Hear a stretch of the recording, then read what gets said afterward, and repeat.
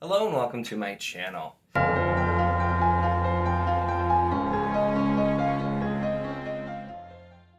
In this video, I'm going to be talking about Prince of Fools by Mark Lawrence. This is the first book in the Red Queen's War trilogy, which is the second trilogy in the same world as the Broken Empire by Mark Lawrence, of course, as well. And this actually does take place, originally I thought it was a little bit different, but it takes place actually simultaneously to the events of the Broken Empire, which kind of gives you that extra little bit of interesting tie-ins when you're thinking about what's happening at the same time. So it'll be definitely cool to see where the trilogy goes.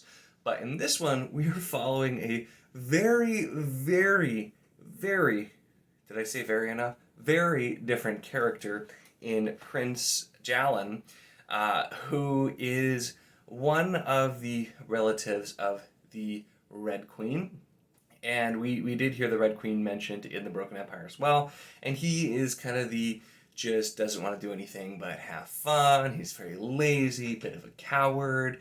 And right off the bat with those qualities of a protagonist, especially with some of just the humor and the lighter feel at a lot of points, this feels very, very different. The opening is very, very different for this book, Prince of Fools versus Prince of Thorns. And I like that they're actually both starting with Prince, kind of just really more so showing the differences between our two main characters.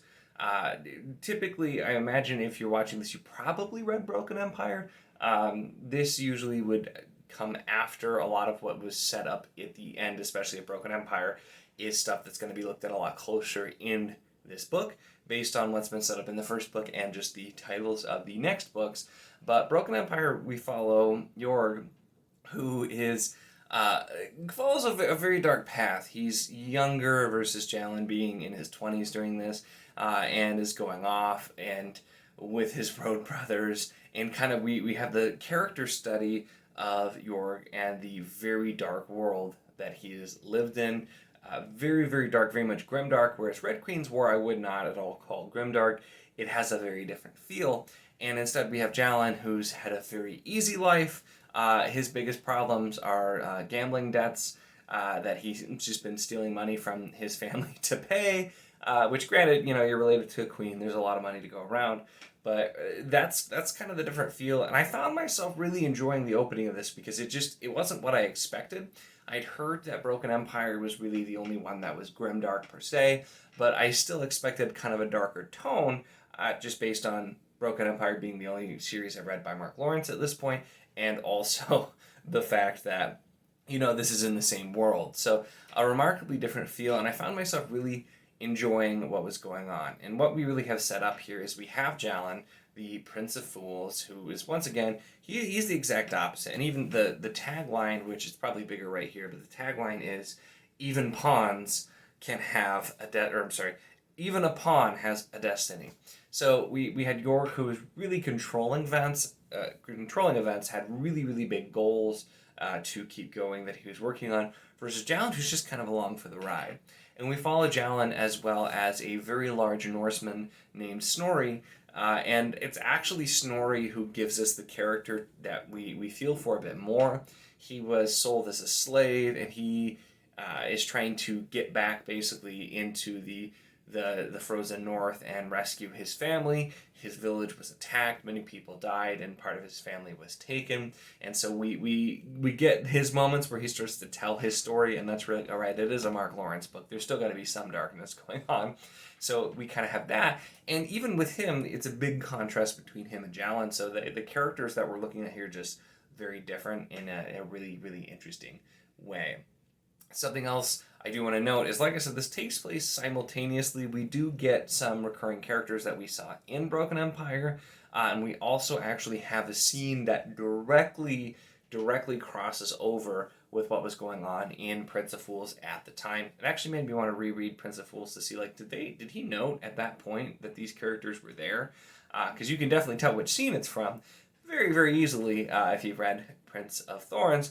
But it made me just really curious going on. And so they end up, their fates intertwined when a spell from the Silent Sister, another one of our kind of like deep in the shadows type magic users who are trying to control events, goes wrong, and it ends up combining basically him and Snorri each have half darkness and light of this magic in them, and how it grows is an interesting thing to look at as well, and just how it definitely affects them. You have Jalin has this kind of light magic where it starts encouraging him and judging him for all the things that he does, and Snorri, who's by all accounts a much better guy, has this darker force telling him to do all these terrible things.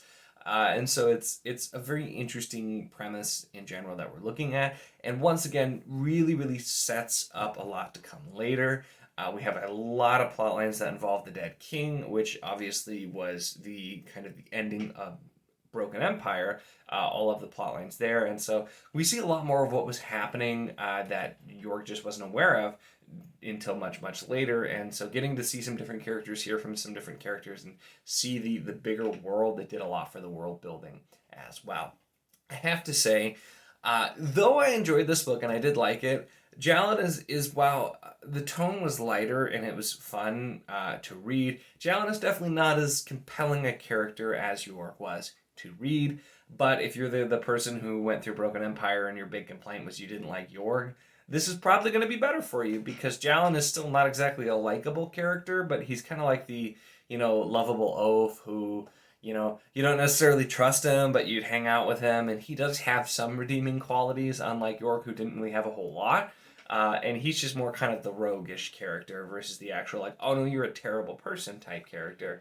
So it's a lot easier to relate with him, but still the character study of York in Broken Empire was what made it so interesting, seeing this person put into this dark world and how they react. And this is more so kind of the person plucked from their world and going on an adventure.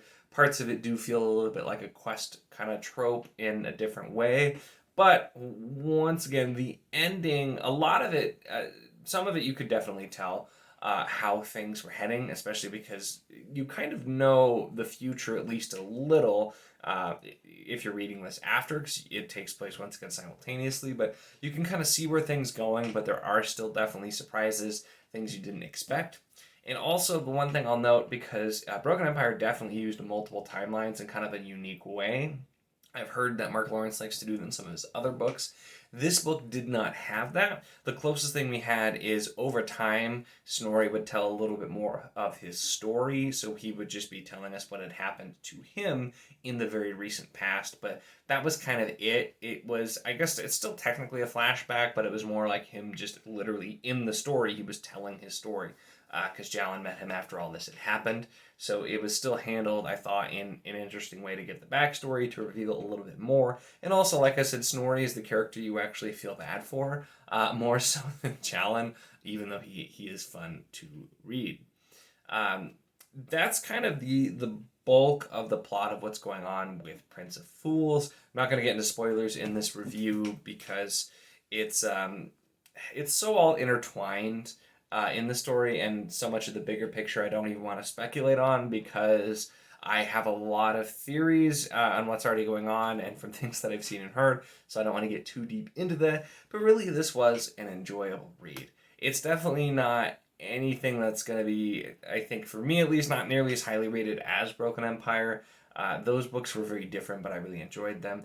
This was, I feel like if you enjoyed Broken Empire, this is a must read though, just for the world building and the extra fleshing out, seeing what's going on around, and also it seems like it's going to amp up a little bit further in the final resolution where Broken Empire kind of left off. Broken Empire was really about York. The future plot lines I feel like were revealed a little bit, things that were going to happen. There were definitely themes here set up with the nature of reality and why the world of the Broken Empire is the way that it is. So a lot of that was questioned. It was brought up. This is really looking like it's going to explore that aspect, which also I feel like was one of the most interesting kind of aspects and parts of the premise and of the world of Broken Empire that was slowly revealed in Broken Empire trilogy. We kind of found out more and more about the world. We still didn't fully understand, but we were kind of given this glimpse into why things existed the way that they did. And this book, it seems like, is going to continue on with that. You do get, even though it's a trilogy, a very much contained storyline. So we kind of had everything happened. It was leading up to the end, and there's not really a lot of loose threads. This you could honestly read as pretty much a standalone, although it does, with a lot of things that happen, it's very clear it's setting up for more in the second book. But I thought it was a very enjoyable read also on its own, like I said.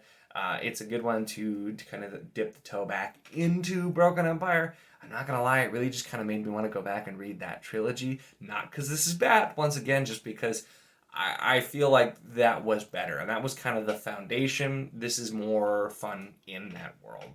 And so I definitely will be continuing with the next two, which I always get the order wrong, but I'm pretty sure as of now that it's Wheel of Oshheim is 2 and the Liar's Key is 3. But that could also be backwards because I think every time I talk about them, I even wrote them on my TBR wrong. I just can't get the book order right, even though I have them and they're sitting over there. I could look. I'm not going to. I'm just going to say I'm right. And if I'm not, well, I'm sure you'll let me know in the comments with the book order. So those I'll be continuing hopefully in April and May, although my April TBR is a little bit of a mess, so we'll see. But like I said, this was an enjoyable book, especially if you like Broken Empire. And if you didn't like Broken Empire, it's, for like I said, for York, this might be a little bit better for you. But honestly, I just feel like this works so well as a companion kind of vehicle to the trilogy. So excited to continue on. Let me know your thoughts on the things that I've talked about with Prince of Fools. Let me know if you've read this or are planning to read it. Of course, I always love to hear all of your comments in the comments section. It's my favorite part about talking about books, is getting to talk about them with other people. Make sure to give this video a like if you did enjoy it, and if you want to see more of my content, including my reviews that will be upcoming once I read the last 2 books of this trilogy, then make sure to subscribe.